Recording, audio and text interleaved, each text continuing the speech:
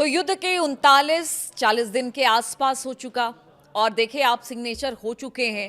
Middle east में युद्ध खत्म करने के लिए समझौते पर अमेरिकन राष्ट्रपति डोनाल्ड ट्रंप और ईरानी राष्ट्रपति मसूद पेजेश्कियान ने औपचारिक तौर पर डिजिटल हस्ताक्षर कर दिए। लेकिन आखिर क्या जल्दबाजी रही ट्रंप को कि आखिर उन्हें इतने आनन फानन में इस युद्ध से बाहर निकलना पड़ा? आज बात इसी पर होगी। नमस्कार, मैं हूं नीलू। तो देखिए, डिजिटल हस्ताक्षर हो चुके हैं। अब शुक्रवार को स्विट्जरलैंड में अमेरिका और ईरान के शीर्ष अधिकारियों के बीच मुलाकात होनी है। ईरान की तरफ से मुख्य वार्ताकार मोहम्मद बाघेर गालिबाफ होंगे, जबकि अमेरिका का प्रतिनिधित्व उपराष्ट्रपति जेडी वेंस करेंगे और राष्ट्रपति ट्रंप के भी इसमें शामिल होने की संभावना है। हालांकि अब पूरी तरह से ये नहीं कहा गया कि वो होंगे शामिल, संभावना जताई गई है। यानी 39 दिनों के बाद अमेरिका ईरान की ज्यादातर शर्तों को मानने के लिए मजबूर हुआ। अब इसके पीछे की वजह क्या है, आज बात इसी पर होगी। अब देखिए आगे इस एमओयू का होगा क्या, कितने दिन टिकेगा, क्या टिकेगा नहीं टिकेगा, ये तो आगे की तरफ हम छोड़ देते हैं। ठीक है, 7 दिन की बातचीत होगी, लेकिन आखिर इतनी जल्दबाजी अमेरिका को क्यों थी कि वो इस युद्ध से निकलना चाहता था? अगर इस युद्ध से अमेरिका नहीं निकलता तो आप समझिए कि उसके सामने एक बड़ा संकट खड़ा हो जाता। और ये संकट क्या था? तो ईरान युद्ध ने सुपर पावर अमेरिका के युद्ध लड़ने की क्षमता की पोल खोल कर रख दी। सवाल यह है कि अगर ईरान सिर्फ 39 दिनों में नाक में दम कर सकता है तो चीन और रूस जैसे देश इसका क्या हाल करेंगे? चीन और रूस के पास तो अमेरिका में घुसकर मारने की क्षमता भी है और एडवांस से एडवांस हथियार भी मौजूद हैं। इसलिए 39 दिनों के इस युद्ध ने बहुत कुछ उजागर करके रख दिया है।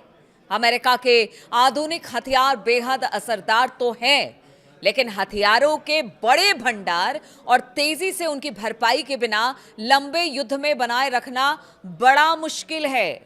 और अमेरिका को यह समझ में आ रहा है कि देखिए, आप जिस जगह पर घुसे थे वहां पर युद्ध के मतलब आपको टक्कर देने के लिए इतना जबरदस्त युद्ध किया गया कि आपके पास सामान और हथियारों का जखीरा ही खत्म हो गया। इस लड़ाई से साफ हो गया कि क्वालिटी तो जरूरी है, पर क्वांटिटी की भी जरूरत होनी चाहिए। अमेरिका को यह पता लग गया, क्योंकि जिस तरह से उसके हथियार भंडार खाली हुए हैं उससे अब अमेरिका घबराया हुआ है। डेमोक्रेटिक पार्टी की बात की जाए तो सीनेटर मार्क केली, जो कि अमेरिकी नौसेना के रिटायर्ड कैप्टन और पूर्व एस्ट्रोनॉट भी हैं, उन्होंने स्टॉक कम होने को लेकर सार्वजनिक रूप से चिंता जता दी। और देखिए, इसके बाद जब चिंता उन्होंने जताई है तो ट्रंप बिल्कुल बौखला गए। उनके लोग एकदम बौखला गए कि ये कैसा इंटरव्यू तुमने दे दिया, तुमने तो अमेरिका की पोल खोल कर रख दी। हाल के इंटरव्यू में उन्होंने कहा कि ईरान कैंपेन के बाद Tomahawk, Patriot, THAAD, interceptor और दूसरे अहम हथियारों के स्टॉक को फिर से बनाने में सालों लग सकते हैं। और ये युद्ध के बीच में उनका ये इंटरव्यू आया था। अब जब ऐसा कोई पूर्व सेना का अधिकारी कहे तो आप समझिए कि वो अंदर तक स्थिति को जानता है, तभी इस तरह की बात कर रहा है। CSIS की रिपोर्ट के अनुसार अमेरिकी हथियारों में क्या कहा गया इसको लेकर वो आपको बताते हैं। जो CSIS की रिपोर्ट आई है तो उसमें कहा गया कि ईरान के खिलाफ 28 फरवरी को युद्ध शुरू होने से पहले अमेरिका के पास हथियारों का स्टॉक था। और ये हथियारों का स्टॉक कैसा था, क्या था, और उसके बाद अब इस वक्त हथियारों की स्थिति क्या है?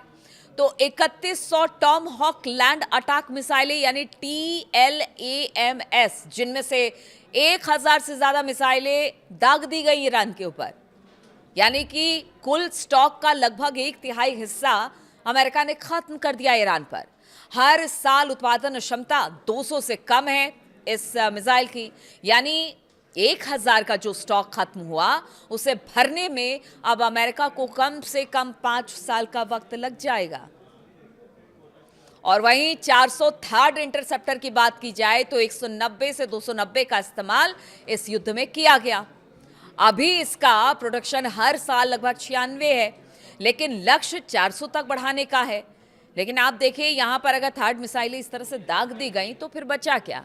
यानी वहां पर भी शिफर खत्म। और यहां पर भी काम करने की बेहद जरूरत है अमेरिका को।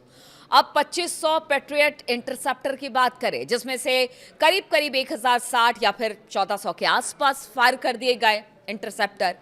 अभी हर साल लगभग 650 का प्रोडक्शन अमेरिका कर पा रहा है, जिससे अमेरिका को अपने सहयोगियों को बेचना भी पड़ता है, क्योंकि उसने जिस तरह से जो पूरा रायता दुनिया भर में फैलाया है ना, अलग अलग मुल्कों में जिस तरह से हथियार सप्लाई कर रहा है या जिस तरह की स्थिति वहाँ पर युद्ध सी बनी हुई है, उसमें सबसे बड़ा अगर कोई देनदार है तो वो अमेरिका ही है। वो अपने हथियार को बेचता है और वहाँ से कमाई करता है।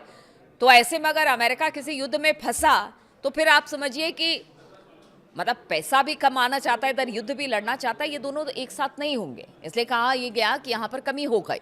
SM-3 और SM-6 मिसाइलों की बात की जाए तो इनका बहुत ज़्यादा इस्तेमाल हुआ इस युद्ध में।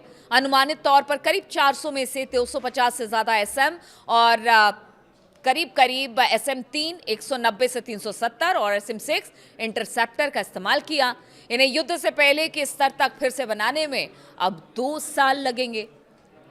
यानी आप सोचिए कि कितना लंबा वक्त लग जाएगा अब अपने हथियारों को के पुनर्निर्माण के लिए, अपना भंडार भरने के लिए अमेरिका को।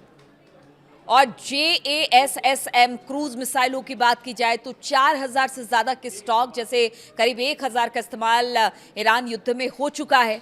यानी 4000 में से 1000 ख़त्म, 3000 बचे। हालांकि इस मिसाइल को लेकर चिंता की बात नहीं है, क्योंकि इसका प्रोडक्शन पहले से अब तेज कर दिया गया है, इसलिए इसको लेकर बहुत ज़्यादा परेशानी नहीं है। अब PRSMS यानी कि प्रिसीजन स्ट्राइक मिसाइल की बात की जाए तो एक नया सिस्टम है जिसकी संख्या युद्ध से पहले 100 थी, अब मुश्किल से मुश्किल हम आपको बता दें कि 30 से 40 बचकर रह गई है, क्योंकि बाकियों का इस्तेमाल ईरान युद्ध में हो चुका है। प्रोडक्शन बढ़ाया जा रहा है, लेकिन अभी भी ये सीमित है, मतलब बहुत तेज़ी के साथ नहीं बढ़ा पा रहे हैं। अब इस रिपोर्ट में कहा गया कि पहले किए गए सैन्य संसाधनों के इस्तेमाल, जैसे कि अमेरिका, आप जानते हैं कि लाल सागर में हूथियों से भी लड़ रहा था, क्योंकि हूथी लगातार अमेरिका के जो शिप्स हैं उसको टारगेट कर रहे थे, और उनके खिलाफ रेड सी में ऑपरेशन चलाया था अमेरिका ने। यूक्रेन और इसराइल को मदद लगातार अमेरिका की तरफ से मिल रहा है, यानी वहां पर भी अमेरिका हथियार बेचने की कोशिश कर रहा है। यूक्रेन को पेट्रियट मिसाइलें देने से भी अमेरिका के भंडार में कमी आई है। सप्लाई चेन की समस्याएं, ज़रूरी पार्ट्स और खनिजों की कमी, पहले कम ऑर्डर मिलने की वजह से, और अमेरिका के लिए हथियारों के स्टॉक को फिर से भरना मुश्किल हो रहा है। तो CSIS की चेतावनी दी है कि फ्रेमवर्क एग्रीमेंट और ज़्यादा प्रोडक्शन के लिए ट्रंप के जोर देने के बावजूद क्षमता का मतलब असल प्रोडक्शन नहीं होता है।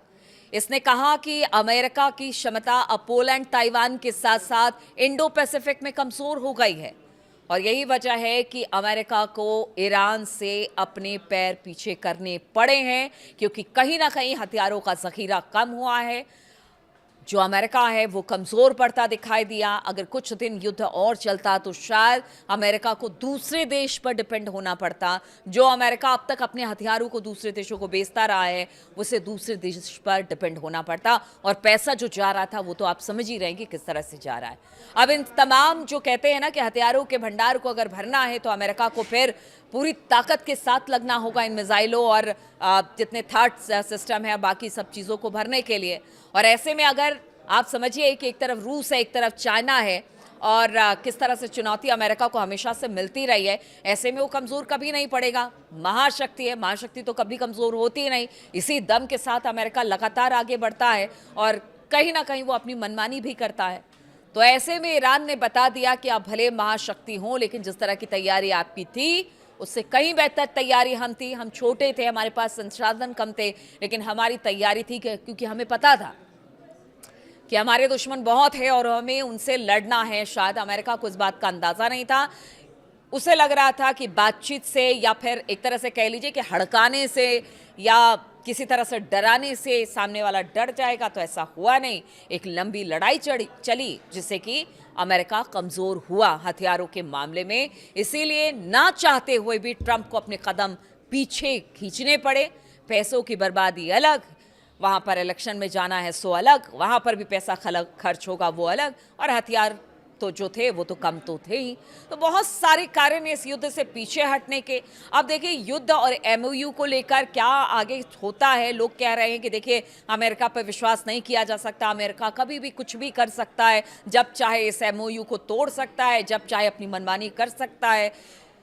लेकिन ले देकर बात यही आती है कि एमयू को तोड़ देगा, अपनी मनमानी कर लेगा, लेकिन आज तो अमेरिका कमजोर पड़ा है। आज तो उससे झुकना पड़ा है ईरान के सामने, उसकी शर्तों को मानना पड़ा है, चाहे इसके पीछे की कोई वजह, किसी भी तरह की क्यों ना कोई वजह हो। तो आप समझिए कि अमेरिका इसीलिए पीछे हटा है और कहीं ना कहीं अमेरिका की साख भी इसे लेकर कम हुई है। अब आगे क्या होगा ये तो अलग बात है। तमाम जानकारियां लेकर आती रहूंगी, तमाम अपडेट्स आपके लिए लेकर आती रहूंगी, लेकिन फिलहाल बहुत बहुत शुक्रिया मेरे साथ जुड़ने के लिए। कमेंट्स जरूर करते रहें।